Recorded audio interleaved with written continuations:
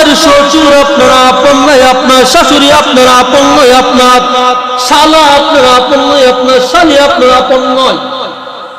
আমার আপনার আপন গো দুঃখিনী মা,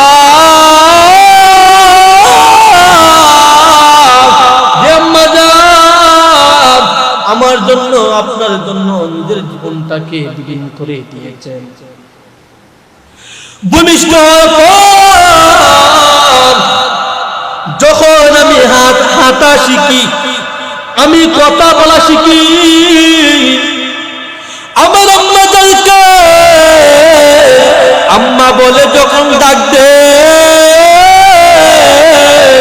আমার আম্মা জানে, আমার আম্মা জানের মন ভরে যায়, আমার আম্মা জান সব কষ্ট ভুলে যায়, দুঃখ বেদনা সব ভুলে যায়, যেমন কিনা আমার আব্বা জান বাইরে থেকে থেকে মানুষের গালি শুনে শুনে আমাদেরকে লালন পালন করেন, আমাদেরকে বরণ পোষণ করেন। যখন আমি আব্বা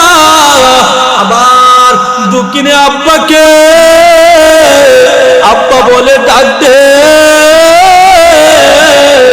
আমার আব্বার মনটা পাষাণ হয়ে যায়, আমার আব্বার মনটা খুশি হয়ে যায়, আমার আব্বার মনটা আনন্দিত হয়ে যায়। এই জন্য যুবক ভাই দুই হাত তুলে বলেন যে আম্মা জানকে আমরা জীবনে কষ্ট দিব না, আব্বা জানকে আমরা জীবনে কষ্ট দিব না, পাড়াপড়শি কাউকে আমরা জীবনে কষ্ট দিব না।